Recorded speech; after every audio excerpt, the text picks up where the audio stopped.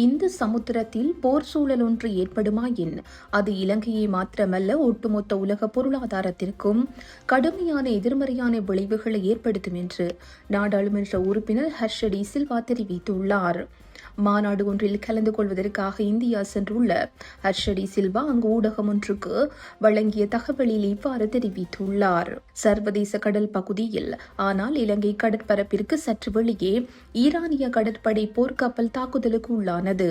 எவ்வாறு இருப்பினும் அந்த தாக்குதல் எமது பிரத்யேக பொருளாதார கடற்பிராந்திய எல்லைக்குள்ளேயே இடம்பெற்றுள்ளது. இலங்கை எப்போதும் அமைதியான நாடாகவே இருந்து வருகிறது. அந்த நிலைப்பாடு தொடரும். மத்திய கிழக்கு போர் சூழலில் நாம் யாருக்கும் சார்பானவர்கள் அல்ல. இலங்கை செய்திகள் அந்த வகையில் இப்பிராந்தியத்தில் ஸ்திரத்தன்மையையும் அமைதியையும் நாங்கள் வலியுறுத்துகின்றோம். இந்த சமுத்திரத்தில் கப்பல்கள் பாதுகாப்பாக செல்ல வேண்டும் என்பது எமது விருப்பம்.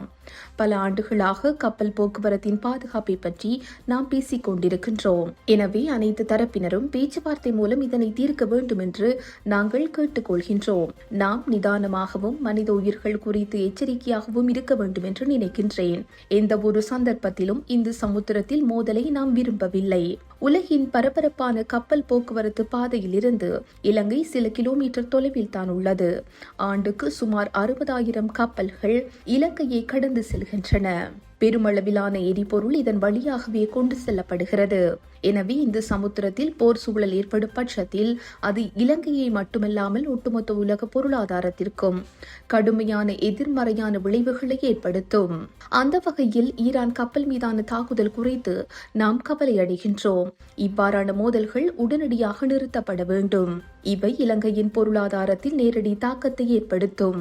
ஏற்றுமதி மற்றும் இறக்குமதியில் சிக்கல்கள் ஏற்பட்டால் அது எம்மை கடுமையாக பாதிக்கும்.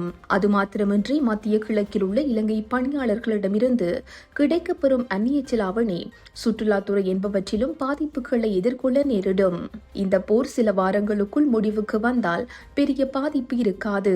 ஆனால் இது நீடித்தால் நிச்சயமாக எங்களுக்கு கடுமையான சிக்கல்கள் ஏற்படும் என்றும் குறிப்பிட்டுள்ளார்.